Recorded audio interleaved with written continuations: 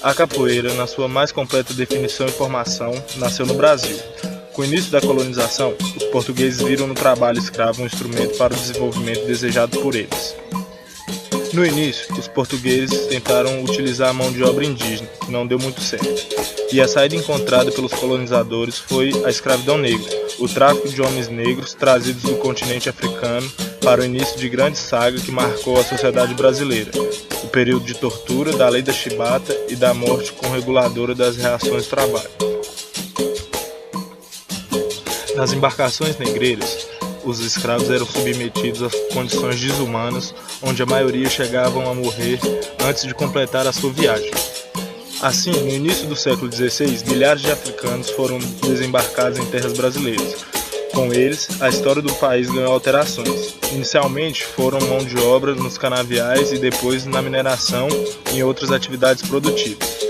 Foram trazidos contra sua vontade, mas naturalmente trouxeram sua cultura, sua vivência e com ela a semente da liberdade que nunca morreu, mesmo na terra marcada pelos horrores da escravidão.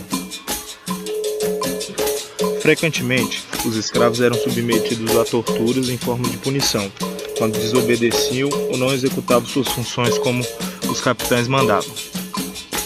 Nenhum povo vive eternamente sob o jogo da escravidão sem se revoltar, e com o negro no Brasil não foi diferente. Suas primeiras reações contra o cativeiro foram as fugas e as revoltas individuais e desorganizadas. Com o tempo, sentiu a necessidade de organizar sua resistência contra o opressor e passaram a planejar as fugas e pensar as formas de luta que travariam para se libertar. Também entendeu que precisavam de refúgios seguros, longe das fazendas, da polícia e dos capangas dos coronéis. Para dar início ao movimento de resistência, os negros entenderam que precisavam se unir para lutar. Eles não possuíam acesso às armas e a qualquer tipo de recurso de guerra. Tinham apenas seu corpo e a vontade férrea de se ver em liberdade. Haviam trazido da África lembranças de um jogo chamado Dança das Zebras, que era uma disputa afetiva pelo amor de uma mulher. O próprio trabalho pesado conferiu ao negro a força necessária e os músculos para iniciar esse movimento de resistência. E foi nesse contexto que surgiu a capoeira, no intuito de juntar e canalizar agilidade e força para a luta de resistência. Diversos grupos de negros, então, começaram a se organizar em formas de rodas, com seus instrumentos e seus cânticos, onde faziam um jogo que hoje é conhecido como capoeira, onde duas pessoas lutam com diversos tipos de golpes e floreios no intuito de se defender. Tornou-se necessário, então, praticar, treinar e organizar os movimentos em forma de luta. Para isso, era necessário afastar-se das vistas dos feitores e guardas da fazenda, e mais uma vez o negro encontrou na natureza esse apoio. Entrava nos matos próximos às senzalas para se esconder e preparar para a luta. Escolheu um mato com poucas árvores e de ramagem baixa. Essa vegetação leva o nome indígena de capoeira. Esse termo passou a designar também a forma de lutar e de adestrar o corpo utilizado pelo negro para enfrentar seus opressores.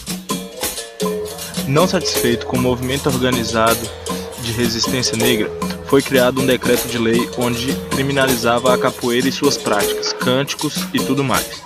Mesmo com a proibição da capoeira, o movimento de resistência foi ganhando força, onde os grupos iam para as florestas fazerem suas práticas, pediam forças à natureza e aos orixás. Esse período conturbado ficou marcado por diversos conflitos entre negros e brancos, onde os negros não queriam deixar o seu movimento de resistência morrer. Em 1900, nasce Manuel dos Reis Machado, futuramente conhecido como Mestre Bimba, fundador da capoeira regional. Ao perceber que a capoeira estava perdendo seu valor cultural, enfraquecendo enquanto luta e sofrendo grande pressão do senhor de engenho, Mestre Bimba misturou elementos da capoeira tradicional com o batuque, criando assim um novo estilo. Não demorou muito para Manuel dos Reis Machado ficar famoso em todo o recôncavo baiano. Ele era notícia em diversos jornais, onde desafiava todos os lutadores a enfrentá-lo, provando que a capoeira era sim uma luta eficiente. Ele era conhecido por ser extremamente forte e ágil, e difícil de derrubar em uma luta. Não demorou muito para que Mestre Bimba conquistasse uma legião de seguidores, e em 12 de junho de 1996, a Universidade Federal da Bahia concedeu por unanimidade o título de Doutor Honoris Causa ao saudoso Mestre Bimba da Bahia. Mestre Bimbo então passou a ministrar aulas de capoeira na Universidade Federal da Bahia, algo nunca antes imaginado. Ele teve como alunos diversas figuras importantes do cenário da época. A partir daí, a capoeira entrou em ascensão e nunca mais parou. Mestre Bimbo faleceu em 5 de fevereiro de 1974 em Goiânia, por circunstância de um derrame cerebral. Manuel dos Reis Machados até hoje é cantado em diversos cânticos da capoeira, tem o seu rosto gravado na Universidade Federal da Bahia e até hoje é lembrado em todas as rodas de capoeira do mundo. Hoje a capoeira é bastante difundida no mundo, sendo praticada por mais de 150 países por crianças, jovens e adultos de todos os sexos e etnias. A importância de Mestre Bimbo foi tamanha que sua vida virou documentário, chamado Capoeira Iluminada.